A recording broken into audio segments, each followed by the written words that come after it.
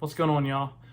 The end of March is here, and along with it is a monthly wrap up. So I want to start off by kind of giving some off the books things related to how my month went, just in general. So this month, a few neat things happened. So saw The Batman, which was excellent, and it's a 3-hour movie that I would watch again and again and again, and it kind of inspired one of the things I read this month. I also went to Comic-Con this month in Lexington, which was a blast. Such a good time. It's the first con I'd ever been to, and highly recommend if you've never been to one, go. That one's a lot of fun. Also this month, I binge played Elden Ring and got the Platinum Trophy. So I know I started at the end of February, but I just played it like a madman. And I think I'm on my 3rd playthrough now. So we'll see how that goes. Love it. George R.R. Martin, great world builder. Incredible. So like I said, I'd say those are the big highlights in the non-reading stuff. I mean, there's some other little stuff here and there. Pumped for Moon Knight, which should be out by the time this video is going up. So like I said, that's something I look forward to over the end of March and through the month of April. Be hyped and probably be talking about some next month. So, but reading wise, let's get to the reason why we're all here, the books. So I read 7 books and 3 comic related reading issues. I don't know what you call them. I read 2 volumes and 1 specific issue. So comic wise, like I said, Batman inspired this one. I bought a lot of Batman comics and I only got around to reading 1, and that was Batman Damned. And let me tell you, this is wild. Conceptually, it's one of my favorite stories that I've seen in Batman in recent history. The concept of Batman's hell and what that looks like. And like I said, the incorporation of characters like John Constantine, and that is just a blast to me. I will say I had a big issue with the ending. I wasn't crazy about it, but what are you gonna do? Overall, I enjoyed it. Just fell flat for me at the end. Next up, I read Starstruck by Elaine Lee, who is the mother of Brennan Lee Mulligan, who's the DM on Dimension 20, a show that I watch consistently.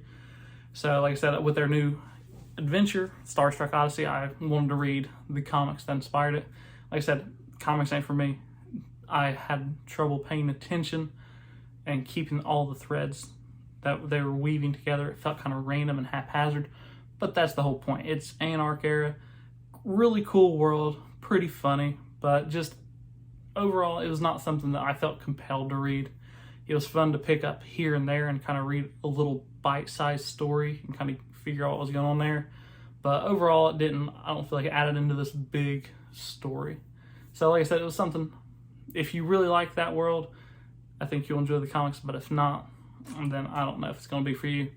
Last up, I read Saga 57, and let me tell you, I can't wait for Saga 58. I think it was January, I binged all of Saga, and then in February, I read, I'm trying to think now,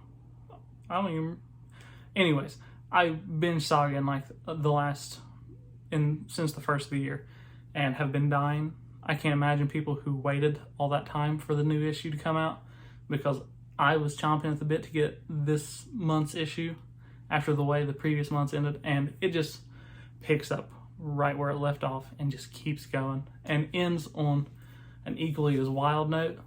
So if you haven't read Saga, what are you doing? Just read it. It's great. You're gonna love it, I promise. And that's a guarantee. All right, so comic-wise, out of the way. So like I said, this month I read 7 books, which, give and take. We'll see. I had a period in the middle of the month where I didn't really read a whole lot. I think I read like 3 of the books this month within like the first 6 days, because I was just in a big reading mood. And then I kind of had a little break. Recursion really slowed me down in that regard, but that's just how that goes. All right, so let's start at the end at number 7. And like I said, honestly, I generally don't feel like I read bad books. This was a bad book. So, like I said, I told you, I prefaced what I did this month for this specific reason. So when I was at con, one of the first vendors I came across was an author. And, I'm all for supporting small authors and talking to them, getting to know them, and reading their books and telling people about them. Just kind of get their name out there, even if it's on a very personal level of just me telling friends that I've read this little author's book or this small-time author's book, and then they get to enjoy the story. So this was one of his 2 books that I purchased, and that is Surface's End by Joel David Stevenson. Conceptually, it's cool. It's a sci-fi dystopian, or I should say a YA dystopian novel, some hints of sci-fi, that futuristic component. So a kid there's this thing called the Deathlands. You don't go into the Deathlands. I feel like it's very trope based. So like I said, you don't go into the Deathlands. He's hunting for his family, shoots a deer, has to go in there, finds an underground civilization, meets girl, falls in love with girl wants to see Surface, tells he's going to get to the surface. I feel like pretty standard stuff for the genre, YA, dystopian novels. That's the thing. And like I said, I didn't expect huge things, but I had some real issues with this book. I really did. I don't think it was a good book. Conceptually, it's fine. It's fun. I enjoyed, like I said, concept-wise. Luckily, it's a small read. I clock in just over 200 pages. But just like a lot of writing issues as far as like characters are all the same. They're all the same voice. There's no uniqueness to a character. I feel like they're kind of, like I said, tropes in a bad way. I shouldn't say tropes, cliches. Like overdone things that bring nothing new to the table. I felt kind of like there were some bad jokes thrown in there, and there was one specific thing. There's a 8 to 10 page political rambling. I feel like there's a lot of politics induced into this book that didn't really need to be put in there. Kind of left a bad taste in my mouth as I was reading it, regardless of which side you're on. I was not a fan of the injection of it into this because it felt preachy, and I was not a fan of that.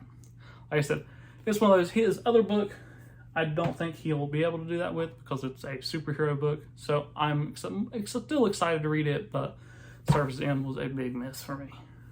Next up, we have an author who the 3 other books of his that I love, and that's Mr. Blake Crouch and his Recursion.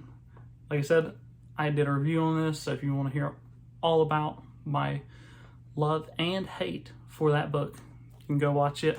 But Recursion, solid premise, great first half, just fell off in the 3rd quarter, redeemed itself mostly in the 4th, but compared to some of the other books in this month, the 3rd quarter of this book was so bad, or made me so angry, and I just was so frustrated with that I almost DNF'd it. And I don't do that with books. I will grind through books, but just that specific issue he had there, that specific section of the book could have been deleted, at least in my opinion. But like I said, so that brings it in at number 6. I was hoping to be higher, but that's not going to keep me away from Blake Crouch's other novels like Abandon, Dark Matter, and all those. Next up, we had a book I've heard like great things about, but really like it didn't hit the mark for me, honestly. And that is Leigh Bardugo's Ninth House. This was a book I wanted to love. This is a book that I think on Goodreads it was like Fantasy Book of the Year in 2019 or something like that. I had heard praise and praise and praise for this book, and concept-wise, like, if the concept wasn't as great as it was, I would not have read it. So it follows Galaxy Stern, and goes by Alex, and she is kind of had a rough life. She can see ghosts, and that gets her an opportunity to go to Yale and be part of Yale's secret societies and all these different things. And there's a murder and it's following the story of her solving this murder. And concept-wise, great. Like, reading about the houses and getting to see what is going on and what kind of magic and what kind of rituals and stuff they're doing was phenomenal. I just felt like plot-wise it lacked something. I never felt compelled to keep reading this book. I feel like this is a book I could have stopped reading and just been like, okay, like that was it. It was good, not great. And it was just missing like that one component. And the bad thing is, I don't even know that I could quantify exactly what that component is that it was missing. Maybe, I don't know. There was just something about it that it needed one more thing to put it over the edge and make it a great book that I was super enthralled in. Now, that said, I will undoubtedly read the sequel that is eventually going to come out of this book because, like I said, concept-wise, I loved it. So, it's something I'm excited to see more of, but I'm not like chomping at the bit to get more of. If that makes any sense. It probably doesn't. Next up, coming in at number 4, we had The Wrath of the Dawn. I didn't know how I'd feel about this book. I really thought it would be one of the lower books on my monthly list, because it was felt like a romancy thing, and that's not generally my genre. But I love Wrath of the Dawn. So from what I read after this is it's kind of a retelling of Arabian Nights, which is a story I don't know at all. So if there's a prince and every night he takes a new wife and his wife is murdered by sunrise, our main character, she volunteers for it for specific reasons, and for some reason she makes it through the first night by telling this story, and it kind of goes from there, and you kind of get to feel this romance, and I thought it was very well done. It's a more younger adult romance. Like, don't expect smutty content, because you're not going to get that, but it's a good one. Like, I really enjoyed the writing a lot more than I have enjoyed prose in like a lot of the books I've been reading. So like I said, solid book. I don't know if I'll be getting around to the sequel, because I think I kind of like where it left off, and I think I'm okay with cutting it there. But we'll see. It might be something that later on I decide to return to if I have a period where I'm just in the mood for more of that romance feel that I got from it. Now, number 3, now we have Song of Achilles by Madeline Miller. I love this book. I really do. I thought it was great. I mean, like I said, it's a retelling of the story of Achilles, but has this new spin on it. And truly, this is the best prose I've probably read in a book. And I think I can honestly say that it's beautifully written. I thought the romance is pretty well done between Patroclus and Achilles. So like I said, I feel like that new spin and kind of getting to see these Greek gods from the perspective of Patroclus and how he interacts with Achilles, and you get to see these like figures that are told in these like epic mythic tales, but you get to see them from a more realistic view. And like I said, I think her take on it was great. I appreciate the fact that she told a tale that is very earnest to that point in time, that same-sex relationships were just a thing back then. Like, that love between two like male friends was considered one of the highest forms of love in that era of society. And I really appreciated that she took that into a tale like such as Achilles. So like I said, it earned its spot there. Number 2, and it makes me so upset that I have to give this number 2, but number 1 truly earned its spot. Number 2 is going to be Last Argument of Kings by Joe Abercrombie, the 3rd book in the First Law trilogy. Most months this would be a book of the month, but unfortunately, due to number 1, number 1 edged it out just barely. It is a epic conclusion to a truly grim dark fantasy series. And like I said, if you've read the first 2 books, you know you can kind of expect how this book's going to end. That it's not going to end great, but it ends just the way things should end in the first law world. Don't expect happy endings. Expect realistic endings. And it's wild. I read this book in a single day. One Sunday, I sat down in the morning and finished it that evening. And a 600-page book should not be that easy to read. And somehow, Joe Abercrombie, in his 3rd book in this series, or 3rd and final book in this trilogy, was able to make a 600-page book a page turner that you just had to get through. You had to see how it ended. You had to know. And hats off to him. And I cannot wait to dive into more of the first law novels. All right, and for our book of the month, I did a review on it this month, and I feel like I gave it just absolutely a glowing review, and I had nothing negative to say, and I have jumped on this author's bandwagon. That's Miss Colleen Hoover's Verity. The mind-boggling as far as the plot twists go.